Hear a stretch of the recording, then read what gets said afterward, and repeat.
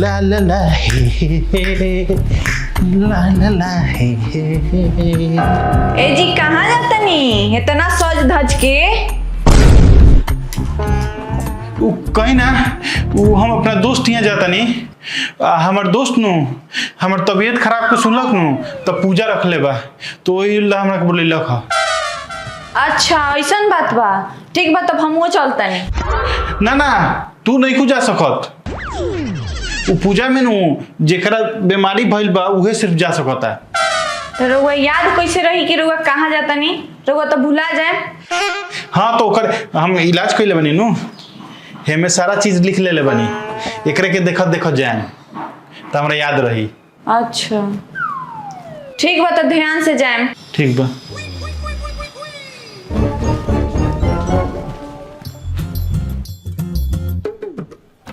Sahara will Malaysia. Kami na naik. Kami po lagi ni excitement di po.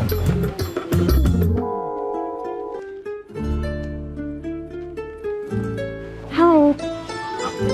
I waiting. Sorry, हमारे अविला सफर था ticket हम दे रही हैं। कोनो बात ना हम अभी नहीं आए 1 घंटा पहले। अच्छा अच्छा।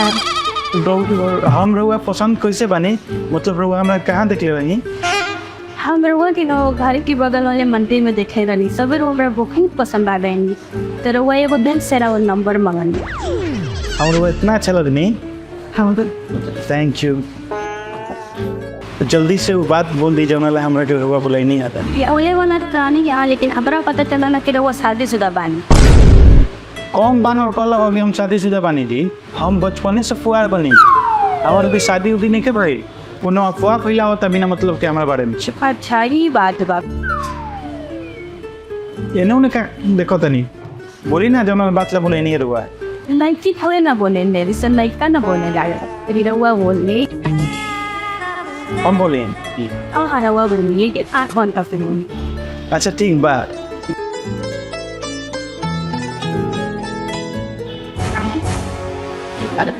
I love you.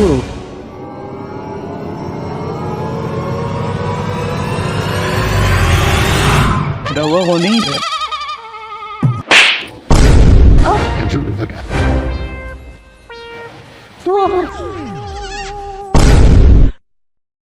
रउआ के आई हम रउआ के नहीं चिन्हत।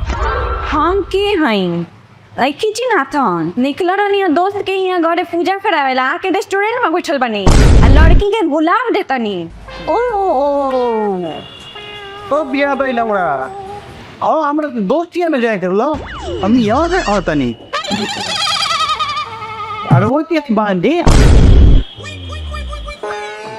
अच्छा हमरा सब पहले से पता बा ई हमर दोस्त थी एकरा के हम कहले रहनी हां रउआ से मिले के या भुलावे के इतना बड़का वो एड्रेस देले रखियो तो रउआ बिना भुलाइले दौड़ो दौड़ो यहाँ आ गई नहीं हो अब भुलाए के बीमारी के बहाना तोड़ तनी हमरा से हमरा सब तो पहले ही हो गए रउआ पर। तू कोई हम मेरा करो अपने सहेली के साथ मिल के मौत के टेस्ट करता रहूं।